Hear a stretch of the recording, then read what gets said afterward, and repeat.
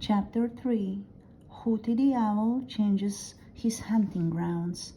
A full stomach makes a pleasant day.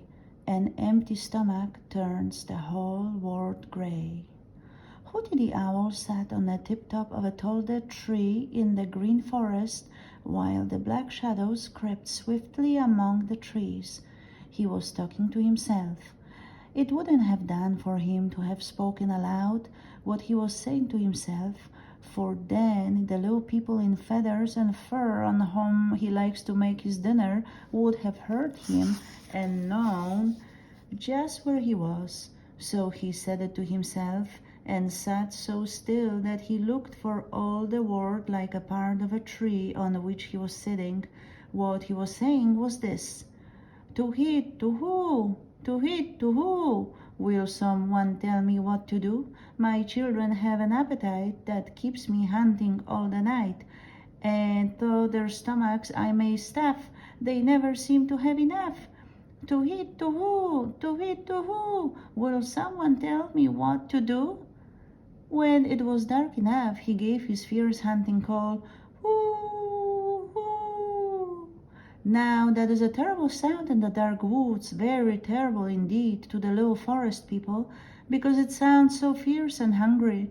It makes them jump and shiver, and that is just what Hooty wants them to do, for in doing it, one of them is likely to make just the least scratching with his claws or to rustle a leaf. If he does, Hooty, whose ears are very, very wonderful, is almost sure to hear, and with his great yellow eyes to see him, and then Hooty has his dinner. The very night when Peter Rabbit started on his journey to the old pasture, Hooty the Owl had made up his mind that something had got to be done to get more food for those hungry babies of his up in the big hemlock tree in the darkest corner of the green forest. Hunting was very poor indeed, and Hooty was at his wits' end to know what he should do. He had hooted and hooted in vain in the green forest, and he had sailed back and forth over the green meadows like a great black shadow without seeing so much as a single mouse. "It's all because of the old man Coyote and Granny and Reddy Fox," said Hooty angrily. "They have spoiled the hunting." "Yes, sir, that's just what they have done. If I expect to feed those hungry babies of mine, I must find new hunting grounds. I believe I will go up to the old pasture.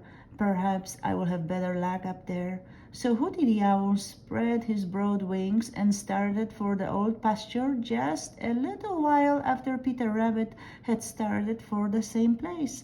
Of course he didn't know that Peter was on his way there, and of course Peter didn't know that Hooty even thought of the old pasture. If he had, perhaps he would have thought twice before starting. Anyway, he would have kept a sharp watch on the sky. But as it was, his thoughts were all of the old man Coyote and Granny Fox, and that is where Peter made a very grave mistake indeed, as he was soon to find out.